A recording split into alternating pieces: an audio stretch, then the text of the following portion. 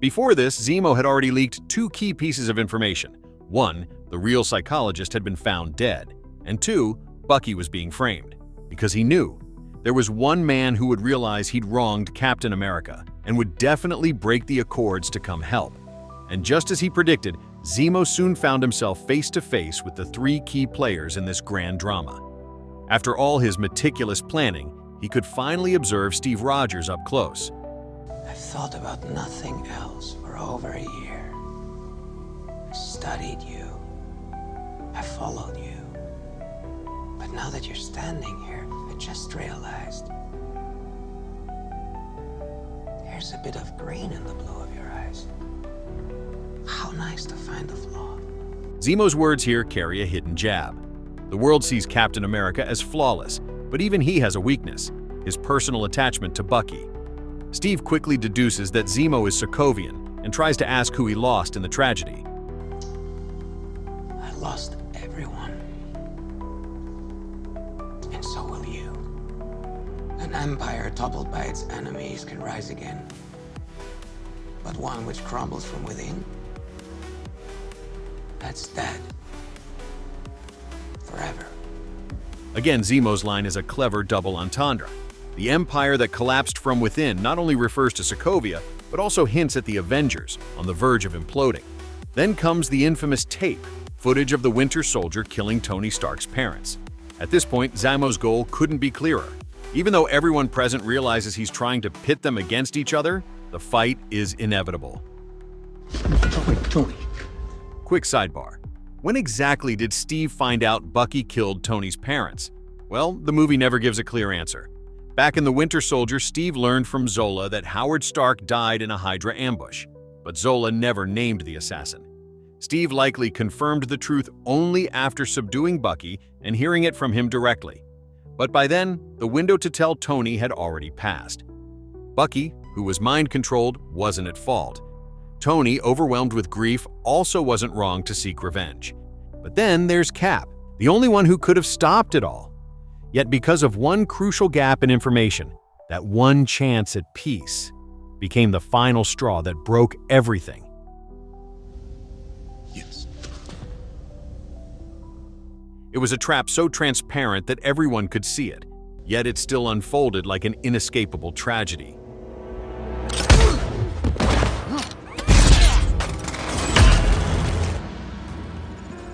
Zemo's plan had succeeded. He sat alone in the snow, feeling a rare moment of peace. He listened to his wife's final voicemail one last time, ready to join her.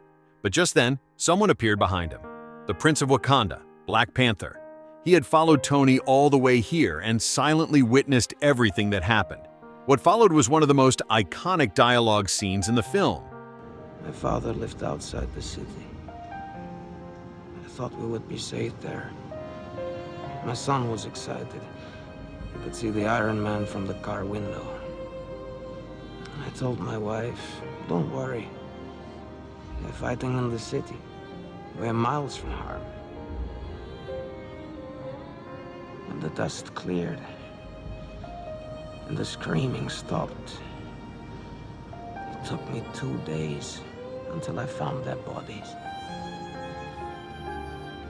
My father, still holding my wife and son in his arms.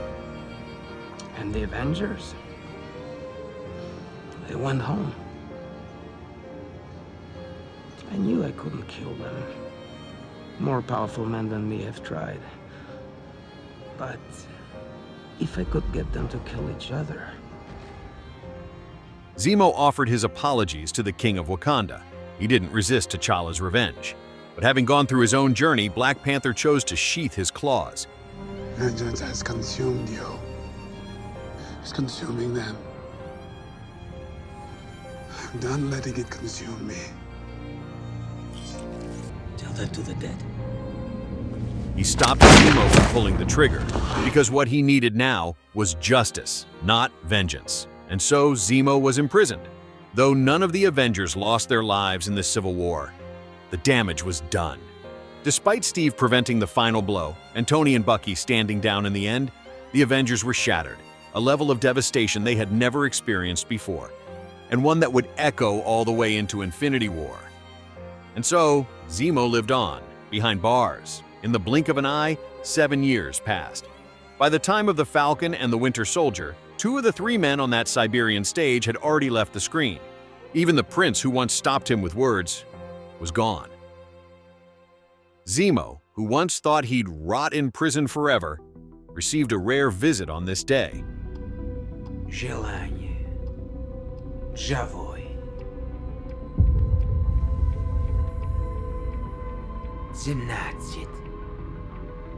Those days are over. I know. Zemo apologized to Bucky. He said it was never personal. Bucky was merely a means to an end, just like the King of Wakanda, collateral in Zemo's plan to spark the Avengers' civil war. But what he didn't expect was that Bucky had come to ask for his help. Someone recreated the super soldier serum. I need to find out who. Let's quickly go over the background. In the aftermath of Thanos' snap, a radical new group rose to prominence. They called themselves the Flag Smashers. Each of them had taken a version of the super soldier serum and become enhanced fighters. And the problem was, they weren't the only ones. Someone was still mass-producing the serum. And as we've mentioned before, if there's one thing Zemo hates the most, it's super soldiers. So if there's anything in the world that could pull him back into action, it would be this. Which means you're desperate. Luckily for you, I know where to begin. After leaving the prison, Bucky and Sam had a quick chat. Bucky planned to start a prison brawl and use the chaos to break Zemo out. Sam, 100% against it. To him, Zemo is way too dangerous.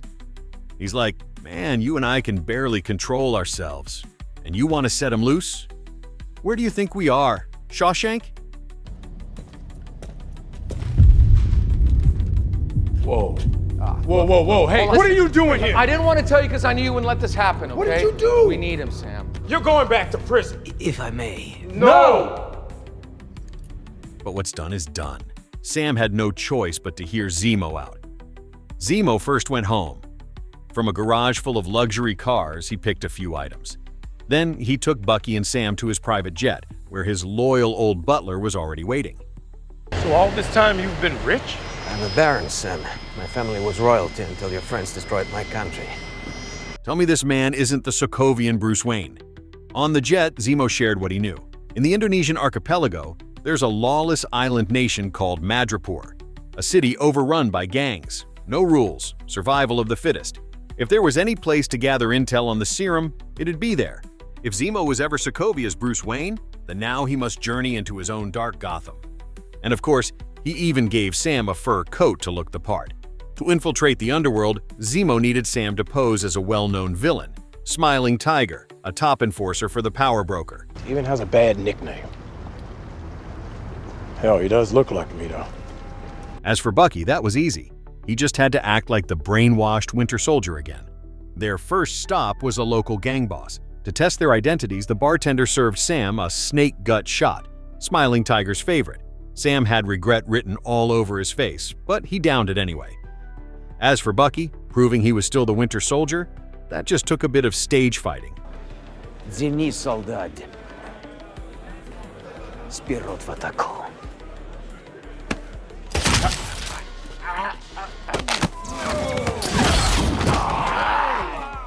Even though Bucky's been nerfed beyond recognition in this show, some fans even joke that his serum must have expired. He still has no problem taking down a few street thugs. Didn't take much for him to fall back into form. And no, don't worry, Zemo. Bucky won't be back to normal by the end of this series. And so, the three of them met the boss. Zemo, already an old acquaintance, offered her a trade. Give me intel on the serum's source and I'll give you the Winter Soldier. With the trigger words in your hand, he'll follow any command. Who could resist? The gang boss quickly revealed the truth. The new serum was created nearby by a guy named Dr. Nagel. He worked with Madripoor's Shadow King, the power broker. She could help Zemo track him down. Everything was going smoothly, until Sam's sister called. Zemo sighed. In his head, why am I working with these two amateurs? The gang boss demanded Sam put the call on speaker. Sam tried to wing it, dodging every question. He almost got away with it. Almost. But then his sister yelled out, Sam, I'm sorry. Let me call you back. Sam, Who's Sam? Kill them!